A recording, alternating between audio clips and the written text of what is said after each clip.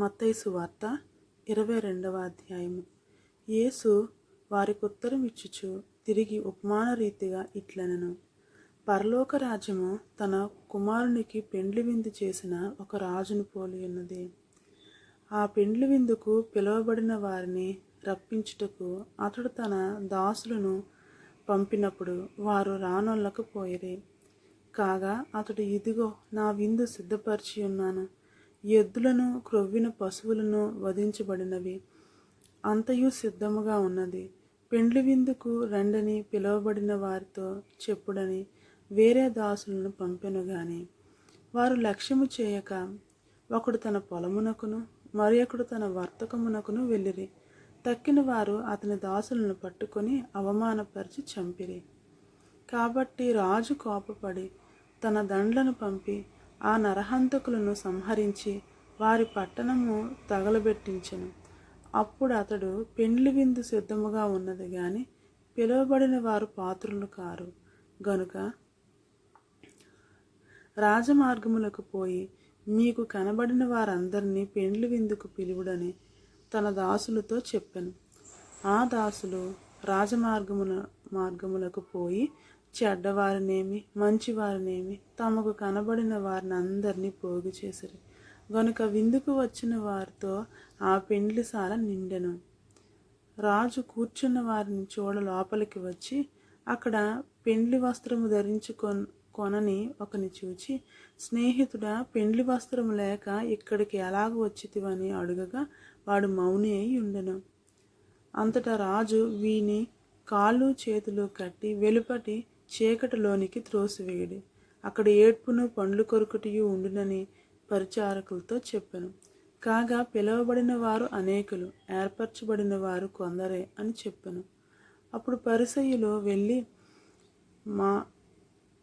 మాటలలో ఆయన చిక్కుపరచవలని ఆలోచన చేయుచు, బోధకుడా, నీవు సత్యవంతుడివై ఉండి దేవుని మార్గము సత్యముగా బోధించుచున్నావనియు నీవు ఎవరిని లక్ష్య పెట్టవనియు మోమాటము లేనివాడవనియు ఎరుగుదుము. నీకేమి తోచున్నది? కైసరుకు పన్నిచ్చుట న్యాయమా కాదా?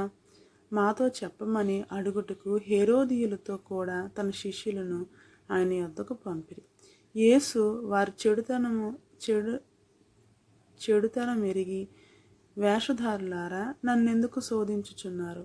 పన్ను రోక ఒకటి నాకు చూపుడని వారితో చెప్పగా వారు ఆయన యొద్దకు ఒక దేనారము తెచ్చిరి. అప్పుడు ఆయన, ఈ రూపమును పై వ్రాతయు ఎవరివని వారిని అడుగగా వారు కైసరువనిరి. అందుకు ఆయన, అలాగైతే కైసరవి కైసరునకును దేవునివి దేవునికి చెల్లించుడని వారితో చెప్పాను. వారి మాట విని ఆశ్చర్యపడి ఆయనను విడిచి వెళ్ళిపోయిరి. పునరుత్థానము లేదని చెప్పడి సద్దుకయ్యులు ఆ దినమున ఆయన యొద్దకు వచ్చి, బోధకుడా, ఒకడు పిల్లలు లేక చనిపోయిన ఎడల అతని సహోదరుడు అతని భార్యను పెండ్లి చేసుకొని తన సహోదరునికి సంతానము కలుగజేయవలని మోషే చెప్పెను. మాలో 7 సహోదరులు ఉండేది. మొదటివాడు పెండ్లి చేసుకొని చనిపోయాను. అతనికి సంతానము లేనందున అతని సహోదరుడు అతని భార్యను తీసుకొనెను. 2వ వాడును 3వ వాడును 7వ వాని వరకు అందరూ అలాగ జరిగించి చనిపోయిరి. అందరు వెనుక ఆ స్త్రీయు చనిపోయాను. పునరుత్థానమందు ఈ 7 ఆమె ఎవనికి భార్యగా ఉండును? ఆమె వీరందరికీ భార్యగా ఉండను కదా అని ఆయనను అడిగిరి. అందుకు యేసు, లేఖనములను గాని దేవుని శక్తిని గాని ఎరుగక మీరు పొరబడుచున్నారు. పునరుత్థానమందు ఎవరినో పెండ్లి చేసుకున్నారు, పెండ్లికి ఇవ్వబడరు. వారు పరలోకమందున్న దూతల వలె ఉందురు. మృతుల పునరుత్థానమును గూర్చి నేను అబ్రహాము దేవుడను, ఇస్సాకు దేవుడను, యాకోబు దేవుడినై ఉన్నానని దేవుడు మీతో చెప్పిన మాట మీరు చదవలేదా? ఆయన సజీవులకే దేవుడు గాని మృతులకు దేవుడు కాడని వారితో చెప్పాను. జనులది విని ఆయన బోధకు ఆశ్చర్యపడిరి. ఆయన సద్దుకయ్యుల నోరు మూయించినని పరిసయ్యులు విని కూడి వచ్చిరి. వారిలో ఒక ధర్మశాస్త్ర ఉపదేశకుడు ఆయనను శోధించుచు, బోధకుడా, ధర్మశాస్త్రములో ముఖ్యమైన ఆజ్ఞ ఏదని అడిగాను.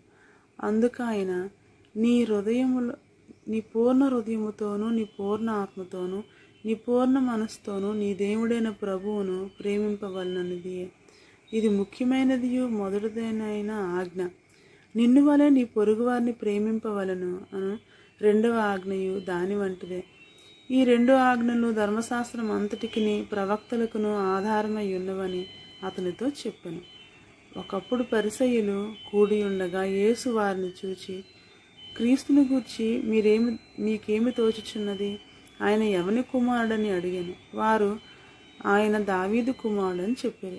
అందుకు, అలాగైతే నేను నీ శత్రువులను నీ పాదముల క్రింద ఉంచు వరకు నీవు నా కుడిపార్శ్వమున కూర్చుండమని ప్రభువు నా ప్రభువుతో చెప్పాను అని దావీదు ఆయనను ప్రభువని ఆత్మ వలన ఎలా చెప్పుచున్నాడు?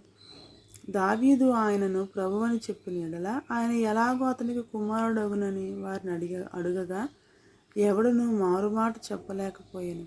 మరియు ఆ దినము నుండి ఎవడునూ ఆయనను ఒక ప్రశ్నయు అడగ తెగింపలేదు.